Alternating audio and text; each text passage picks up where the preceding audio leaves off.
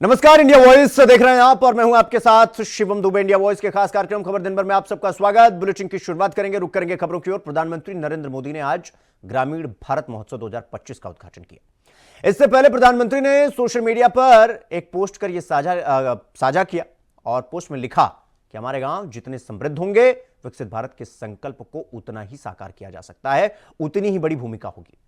ग्रामीण भारत महोत्सव 2025 में प्रधानमंत्री नरेंद्र मोदी ने कहा कि लाखों गांवों में हर घर तक स्वच्छ पीने का पानी पहुंच रहा है।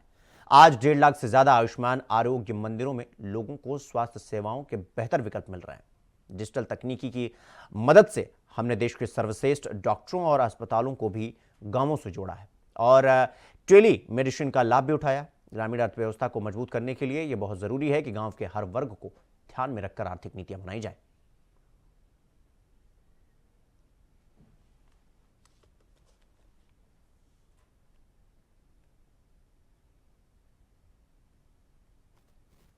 साथियों, हम में से जो लोग गांव से जुड़े हैं, गांव में पले बड़े हैं, वो जानते हैं कि भारत के गांवों की ताकत क्या है। जो गांव में बसा है, गांव भी उसके भीतर बस जाता है। जो गांव में जिया है, वो गांव को जीना भी जानता है। मेरा ये सौभाग्य रहा कि मेरा बचपन भी एक छोटे से कस्बे में एक साधारण परिवेश में बीता और बाद में जब मैं घर से निकला तो भी अधिकांश समय देश के गांव देहात में ही गुजरा और इसलिए मैंने गांव की समस्याओं को भी जिया है और गांव की संभावनाओं को भी जाना है। मैंने बचपन से देखा है कि गांव में लोग कितनी मेहनत करते रहे हैं, लेकिन पूंजी की कमी के कारण उन्हें पर्याप्त अवसर नहीं मिल पाते थे। मैंने देखा है गांव में लोगों की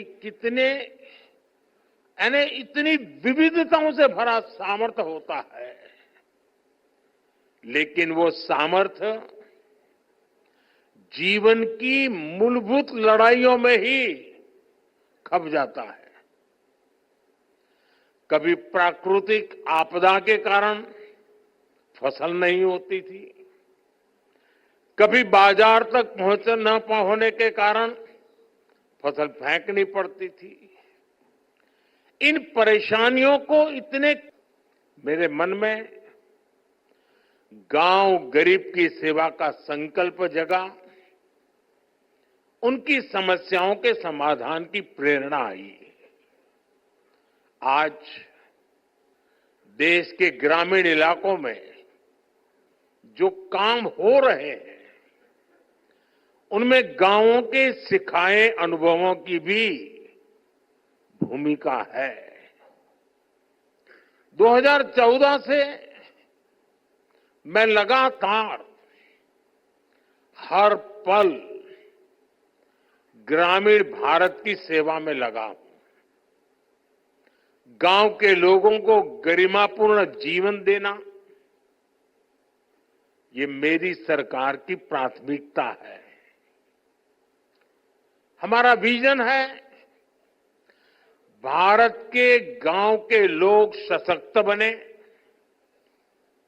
उन्हें गांव में ही आगे बढ़ने के ज्यादा से ज्यादा अवसर मिले, उन्हें पलायन ना करना पड़े, गांव के लोगों का जीवन आसान हो।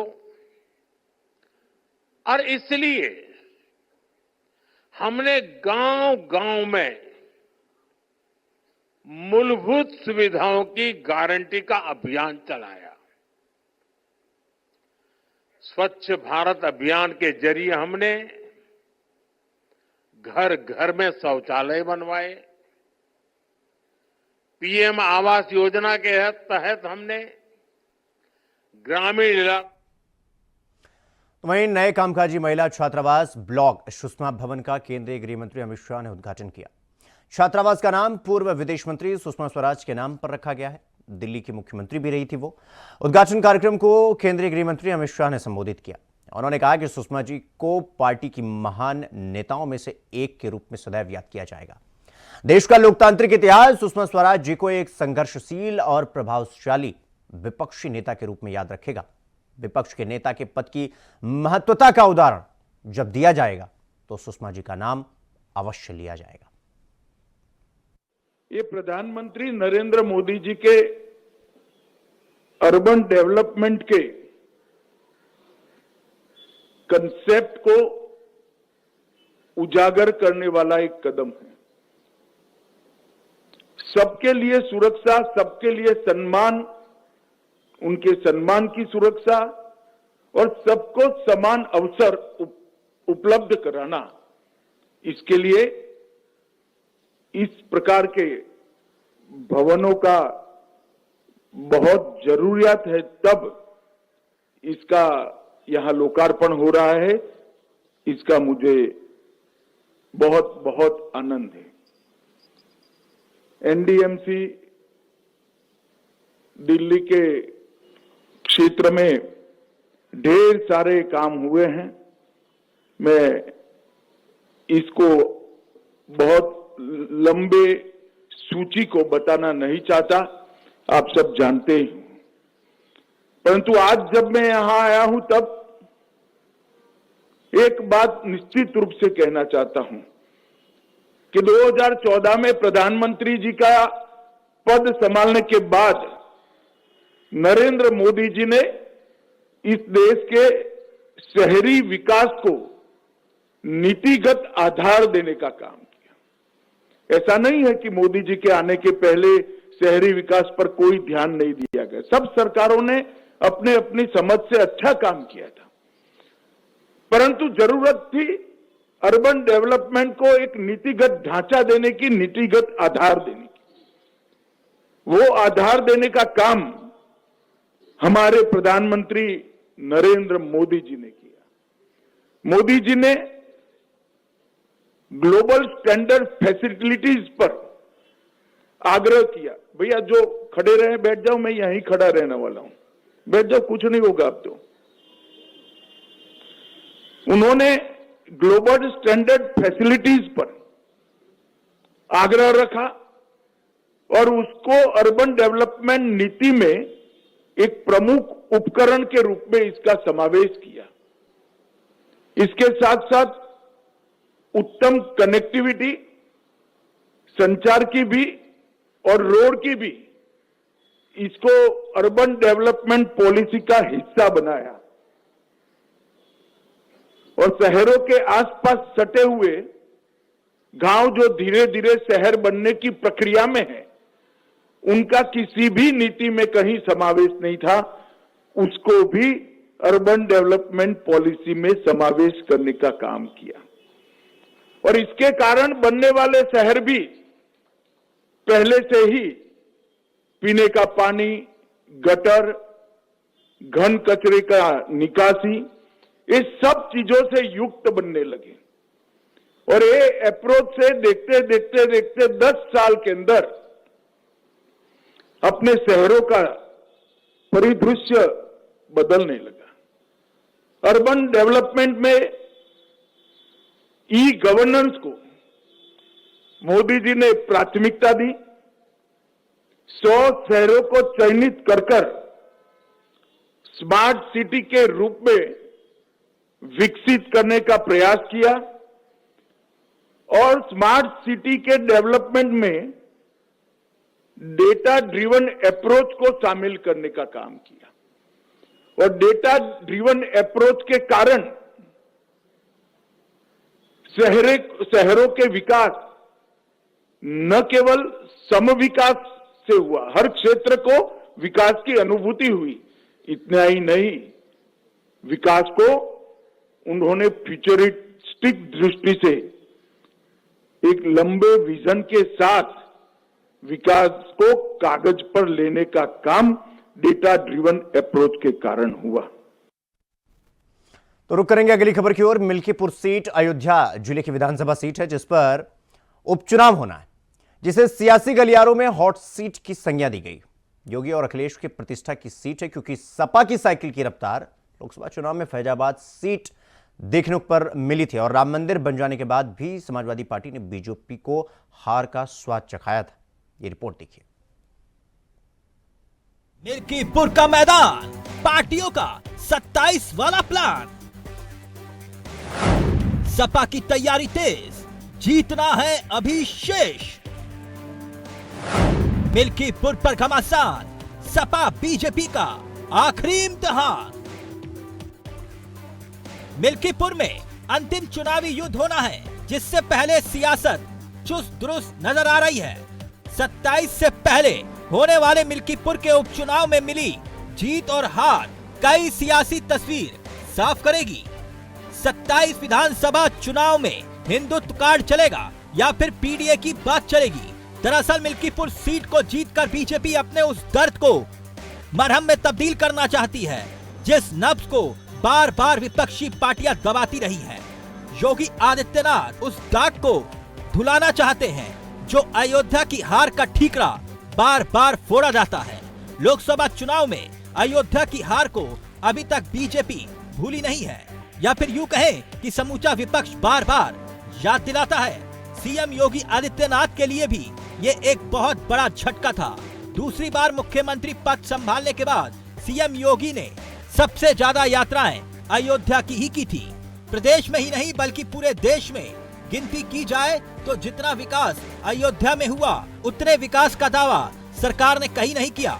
लोकसभा चुनाव से कुछ दिन पहले ही अयोध्या में श्री राम मंदिर का शिलान्यास हुआ, जो इस क्षेत्र के लिए बहुत बड़ी उपलब्धि थी, या यूं कहे पूरे देश के लिए उपलब्धि थी। लाखों श्रद्धालुओं के लिए अयोध्या का रास्ता क्लियर हुआ। हजारों लोगों की रोजी रोटी, रोजगार का रास्ता भी यहां से खुल गया। पर अयोध्या या यूं कहे कि फैजाबाद लोकसभा सीट बीजेपी नहीं जीत सकी और सपा की साइकिल दौड़ पड़ी। फैजाबाद सीट से जीतने वाले अवधेश प्रसाद समाजवादी पार्टी के प्रत्याशी थे। उन्होंने ये सीट जीतकर इतिहास रच दिया। ऐसे में मिल्कीपुर सीट पर होने वाले उपचुनाव की कमान अब खुद सीएम योगी ने अपने हाथ में संभाल ली है। कार्यकर्ताओं में जोश भरा जा रहा है, जीत का मंत्र दिया जा रहा है। वहीं सपा भी चिंतन और मंथन में जुट चुकी है ताकि नतीजा फैजाबाद की तरह 2024 के चुनाव की तरह ही हो। वहीं देखना यह भी दिलचस्प होगा कि क्या इंडिया गठबंधन की गांठ खुल जाती है या फिर महज दिखावे की सियासत होती है। यानी मिल्कीपुर की लड़ाई अब एक बार फिर से शुरू होने वाली है। कुल मिलाकर कहिए कि मिल्कीपुर का घमासान सपा बीजेपी का ये 27 से पहले आखिरी इम्तिहान। Bureau report, India voice, Lucknow.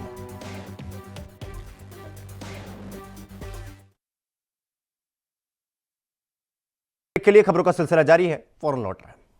तो ब्रेक के बाद एक बार फिर आप सबका स्वागत है मेरे साथ। रुक करेंगे अगली खबर की ओर। दिल्ली में विधानसभा चुनाव को लेकर सियासत गरमाई हुई और आम आदमी पार्टी और बीजेपी आमने सामने आ गई। अरविंद केजरीवाल ने आज प्रेस कॉन्फ्रेंस करके कहा कि दिल्ली में जिन लोगों के पानी के बिल ज्यादा आए हैं उनको बिल जमा करने की जरूरत नहीं है, वो लोग इंतजार करें, चुनाव के बाद उनके बिल माफ कर दिए जाएंगे। केजरीवाल के घर के बाहर प्रदर्शन कर रही पंजाब की महिलाओं को लेकर केजरीवाल ने कहा कि वो कांग्रेस और बीजेपी की महिलाएं हैं, पंजाब की महिलाएं हमारे साथ हैं।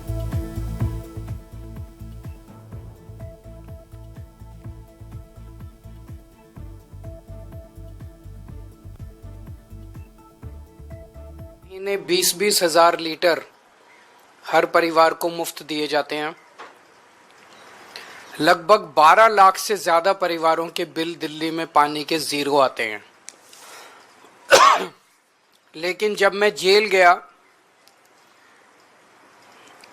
इन लोगों ने पीछे से पता नहीं क्या किया, कुछ तो गड़बड़ की कि लोगों के लाखों लाखों रुपए के, हजारों रुपए के हर महीने पानी के बिल आने लगे।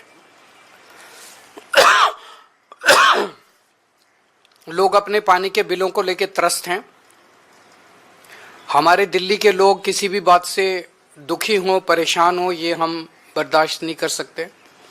तो मैंने और भी कई मंचों से ऐलान किया है, लेकिन आज सार्वजनिक रूप से और औपचारिक रूप से मैं ऐलान करना चाहता हूं कि जिन लोगों को लगता है कि उनके बिल गलत आए हैं और उनके हजारों लाखों के बिल हैं वो गलत हैं, उन लोगों को अपने पानी के बिल भरने की ज़रूरत नहीं है, वो इंतज़ार करें। आम आदमी पार्टी की सरकार बनेगी, चुनाव के बाद हम उनके बिल माफ़ करा देंगे। ये मेरा सब लोगों को वादा है, ये मेरी सब लोगों को गारंटी है। तो लोगों को चिंतित होने की, परेशान होने की ज़रूरत नहीं है। आम आदमी पार्टी उनके साथ खड़ी है। अगर आपके कोई एक दो प्रश्न है तो आप, वो इन्हीं की महिलाएं हैं, पंजाब की महिलाएं नहीं है, पंजाब की सारी महिलाएं हमारे साथ हैं। उनको आम आदमी पार्टी पे भरोसा है।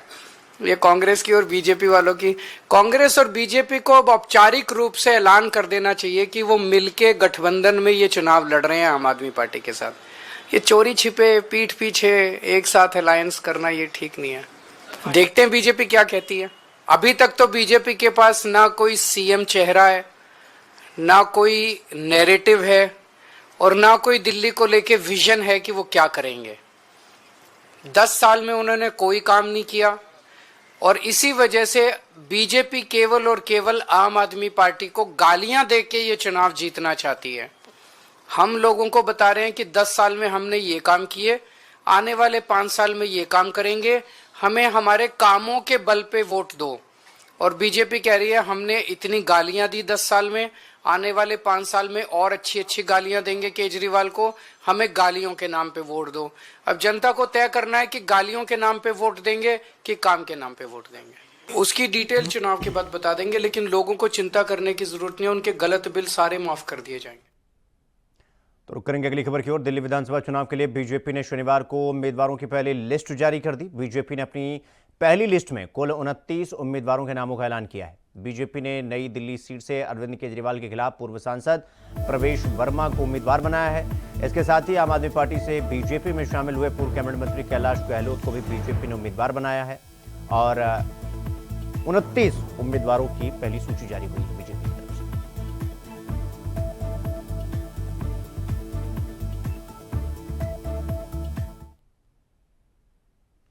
तो वहीं कांग्रेस 18 जनवरी से प्रदेश में किसान मजदूर सम्मान और न्याय यात्रा निकालेगी। कांग्रेस यूपी में किसान मजदूर सम्मान और न्याय यात्रा के जरिए एमएसपी की कानूनी गारंटी, लागत बोर्ड का गठन, किसानों की कर्ज माफी और तमाम मुद्दे उठाएगी। यात्रा के बाद सभी 75 जिलों के 22,500 किसान योद्धाओं का सम्मेलन होगा। आगामी 18 जनवरी 2025 को गाजियाबाद के लोनी बॉर्डर से यात्रा शुरू होगी। यात्रा के दौरान प्रत्येक जनपद से 300 किसान न्याय योद्धा बनाए जाएंगे। यात्रा के समापन के बाद प्रदेश के सभी 75 जिलों के 22,500 किसान योद्धाओं का सम्मेलन किया जाएगा।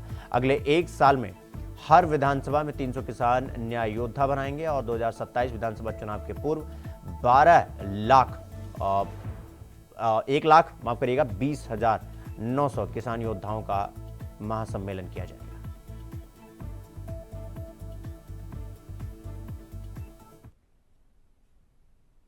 वहीं जौनपुर के अटाला मस्जिद विवाद मामले में आज कोर्ट में सुनवाई चल गई और कोर्ट ने 18 फरवरी को सुनवाई की अगली तारीख तय कर दी। स्वराज वाहिनी एसोसिएशन ने मंदिर तोड़कर अटाला मस्जिद बनाने का दावा किया है। हिंदू पक्ष ने कोर्ट से सर्वे और पैमाइश कराने के साथ ही पूजा कराने की मांग की थी। अब 18 फरवरी को अगली सुनवाई होगी और मुस्लिम पक्ष का दावा है कि हिंदू पक्ष की याचिका सुनवाई के योग्य नहीं है।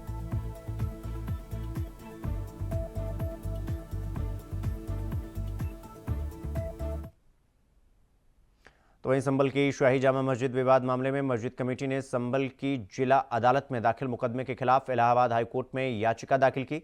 मुस्लिम पक्ष की ओर से सुप्रीम कोर्ट के निर्देश पर याचिका दाखिल की गई। याचिका के जरिए जिला अदालत में दाखिल मुकदमे पर सवाल उठाते हुए उसे रद्द किए जाने की गुहार लगाई गई।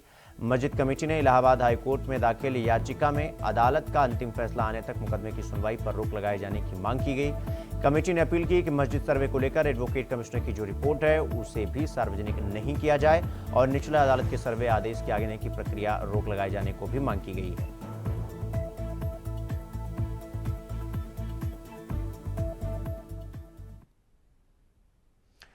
तो वहीं यूपी के पुलिस महानिदेशक यानी डीजीपी प्रशांत कुमार शनिवार को प्रयागराज पहुंचे। महाकुंभ मेले की तैयारियों के लिए जाते समय वो अचानक सिविल लाइन थाने पहुंच गए। थाने का निरीक्षण करने के बाद वो महाकुंभ मेला क्षेत्र में किला घाट पर पहुंचे। सुरक्षा व्यवस्था की दृष्टि से उन्होंने तैयारियों का जायजा लिया, अधिकारियों को निर्देश भी दिए। डीजीपी ने कहा कि महाकुंभ में पूरी सुरक्षा व्यवस्था की गई है। सारे मेले क्षेत्र में निगरानी के लिए सीसीटीवी कैमरे लगाए हैं। और क्या कुछ कहा डीजीपी ने, सुनवाते हैं, सुनिए।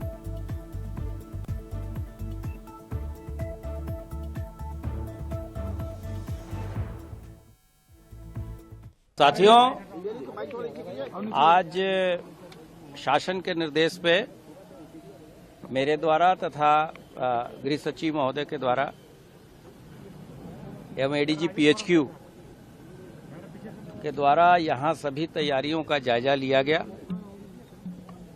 आप सभी अवगत हैं कि पिछले कुछ वर्षों से और विशेषकर कुछ महीनों से युद्ध स्तर पे इस महाकुंभ की तैयारियां शासन और जिला स्तर पे किया जा रहा है।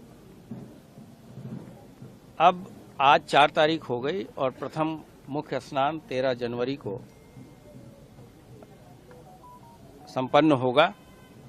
उसके बाद से कुल 6 स्नान होंगे, जिसमें से 3 शाही स्नान होंगे।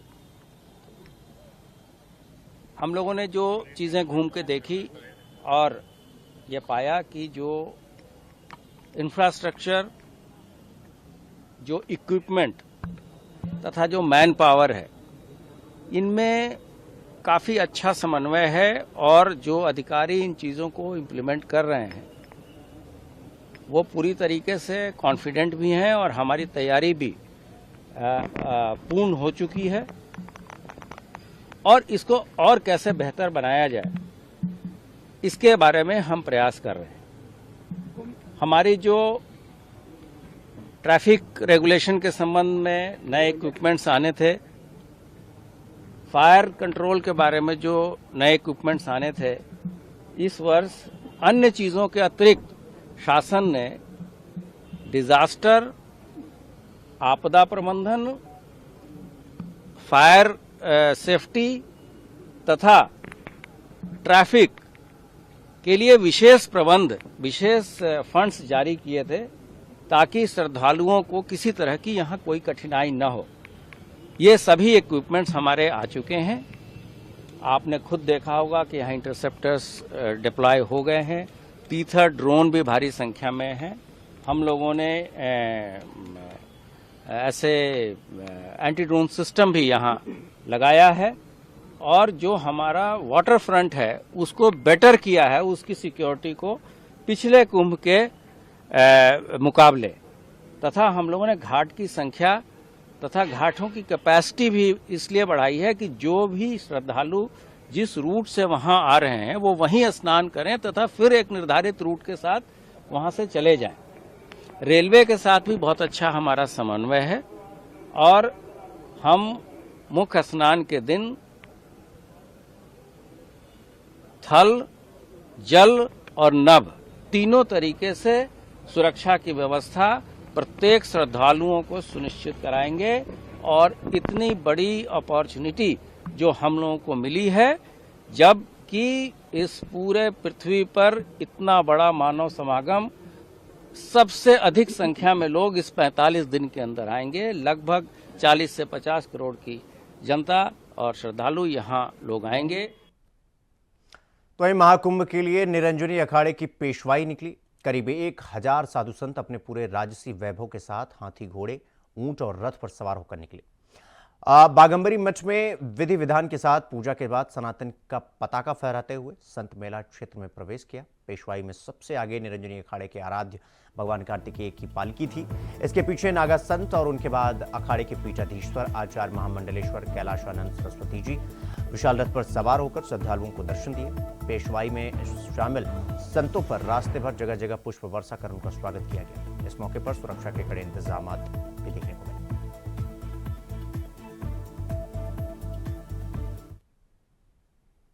तो अगली खबर मथुरा से है, जहां परचून की दुकान में भीषण आग लग गई, जिसमें लगभग 20 से 25 लाख रुपए का नुकसान हो गया। आपको बता दें कि 1 घंटे की देरी से दमकल की गाड़ियां पहुंची अगर थोड़ा पहले पहुंचती तो शायद दुकानदार का इतना नुकसान ना होता। मौके पर पहुंची पुलिस ने बताया कि आग शॉर्ट सर्किट की वजह से हुई।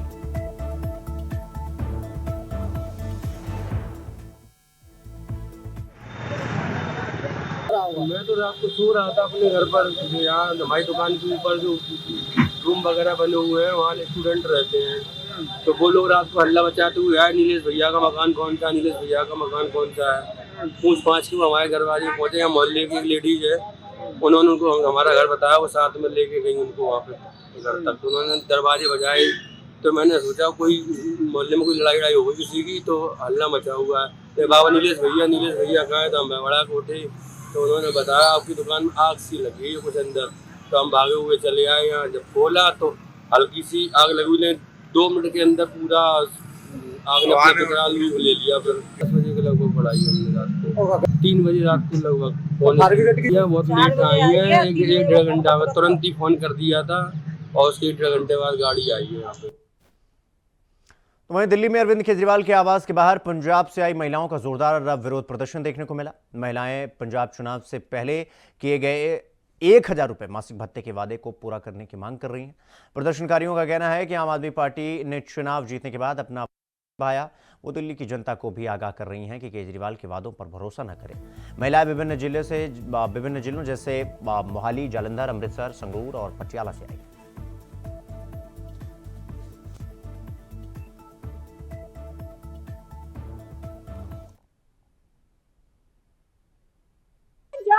गुरदासपुर से पाकिस्तान के बॉर्डर से 7 किलोमीटर हम पाकिस्तान के बॉर्डर के पास से आए हैं। हम वहाँ पे बॉर्डर पे सभी लोग बहुत गरीब हैं, बहुत महिलाएं बहुत गरीब हैं, तो उनको 1,000 रुपया इन्होंने भगवंत मान मोदी केजरीवाल ने क्या कि 1,000 सारी महिलाओं को दिया जाएगा। जब तो खबर दिन भर में आज के लिए बस इतना ही। देश और दुनिया की तमाम खबरों को देखने के लिए देखते रहिए इंडिया वॉइस। नमस्कार।